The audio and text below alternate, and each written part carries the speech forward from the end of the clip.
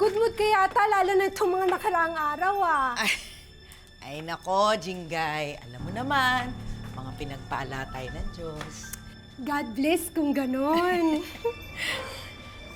Dahil ba yan sa nabalitaan namin na nag-iba na ang testimonya ng witness sa kaso mo at hindi na ikaw ang dinadawit? Eh, hindi naman talaga akong main suspect nung kasong yun eh. To begin with, it was never me. Kaya ito, nagliligpit na ako, naghahanda sa aking papalapit na pag-alis dito. Swerte mo talaga, Moira. Mukhang makakalabas ka na. Ano naman ang una mong gagawin pag nakalaya ka na? Gagantihan mo ba yung mga nagpakulong sa'yo? Eh, huwag mo sabihin yan, bad yan. Ayaw na mga nasa heaven yan, no? Pag alis ko dito, una ko pupuntahan yung asawa ko. Aayusin ko yung lahat. Bubuuin ko ulit ang pamilya ko. Alang-alang sa anak ko. Maganda yan, Moira. Lalo kang pagpapalain ng Diyos. Sana matupad lahat ng pinaplano mo. O sige, hindi na kita abalahin. Sige, sige. Sige, sige. Tama ba yung narinig ko? Magbabago ka na. Ano sa tingin mo? Mas may chance na magkasnog sa Pilipinas kesa magbago ka. Mildred naman. Totoong ang una kong pupuntahan yung asawa ko. Pero hindi para makipag-ayos. Para ipamukha ko sa kanya na ako ang panalo at talo siya. Dahil ako ang may hawak ng trophy at silang dalawa ng kapatid niya nakanganga. Excuse me.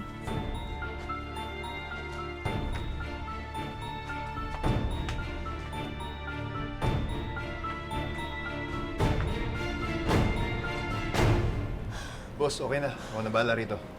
Pasensya na, sige na. Sige po, pasensya na po. Upo na kayo. Upo ka muna, kain tayo. Tapang talaga nung Justin na yun. Upo ka muna, kain tayo. Sigurado nagutom ka dun. Oh, saan ka papunta?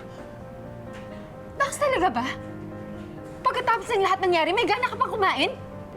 Sayang naman, nandito ka na. Halika na, kumain muna tayo. Upo ka. Dax, hindi mo ba naiintindihan? Paano ko nagsumbong si Justin? Ha? Lalo lang nila akong pagdududahan. Paano kung masira yung planong makalaya si Mami? Hindi mo ba naiintindihan yun? Wala na silang magagawa dun. Dahil matibay yung ebidensyang pinakita ko. Dax, hindi mo kilala yung pamilya ko. Magaling sila mag-imbestiga, lalo na si Ana at si Tita Giselle. Ayoko naman sa akin na naman mapunta yung spotlight. Huwag ka mag-alala. Akong bahala, tutulungan kita. Sisiguraduhin kung hindi ka nila padududahan. Sige na, upo ka na. Kumain muna tayo. Peter, order kami.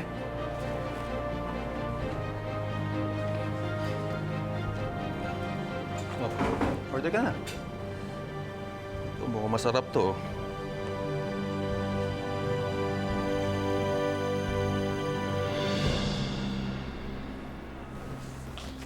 Annalyn! Tita,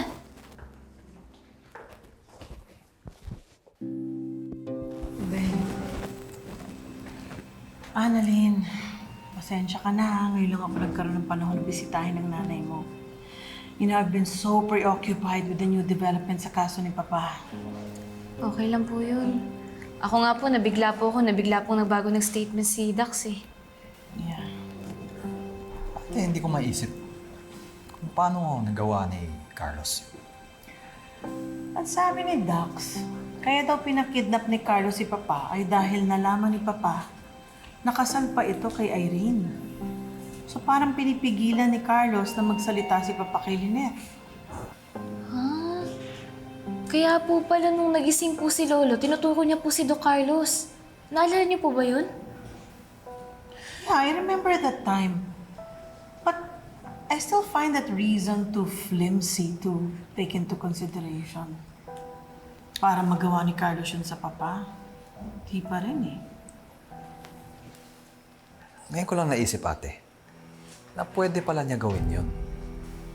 Kung nagawa nga niya na patayin si Irene at saktan si Lynette, paano na kaya si Papa na hindi niya kaano-ano?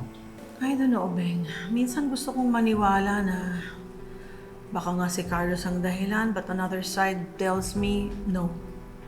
Malamang si Moira o kaya si Zoe ang may kinalaman sa pagbabago ng statement ni Dax. But anyway, let's not talk about that topic muna.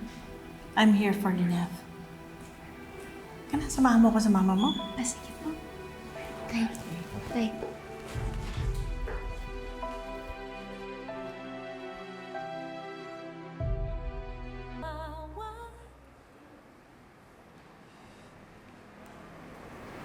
Bro! Hari! Kamusta? Uy, Regan. Dadala mo ba si Tita Lynette? Ha? Bakit? Ano nangyari kay Tita Lynette? Di mo alam? Inoperahan si Tita Lynette sa ulo. Nagkaroon siya ng, ano yun? Hematoma. Si Annalyn ngayon nag-opera sa kanya eh. Sa dami kasi nangyari, hindi ko nabalitaan yan eh. O sige, pupunta ako na lang si Tita Lynette mamaya. Sige. At teka, alam mo ba kung nasan si Zoe? Bakit may nanap si Zoe?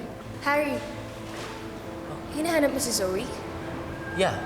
Alam mo ba kung nasan si Zoe? Well, if you're looking for Zoe, baka wala siya dito. Masyado siyang busy sa bago niya love life. May love life si Zoe? Oo, si Dax. Yung witness na nagtuturo sa daddy mo na mastermind sa pag-gindap sa loto ko. What?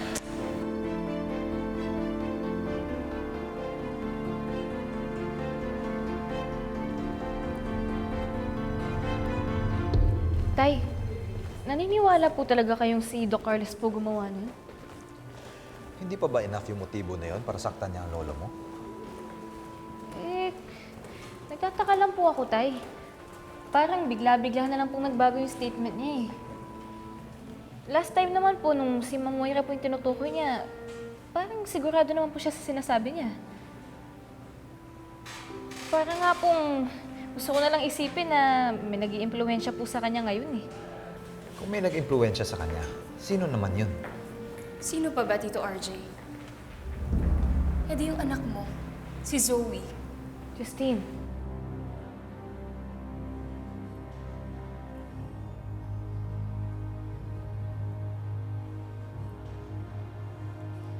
Paano mo nasabi na may kinalaman si Zoe sa pagbabago ng testimony ni Dax? Because they're dating. Nahuli ko sila kagabi, magkasama. At ginagawa yun ni Zoe para makuha yung gusto niya, para makalaya yung nanay niya sa kulungan. Hindi totoo yan! That's a lie!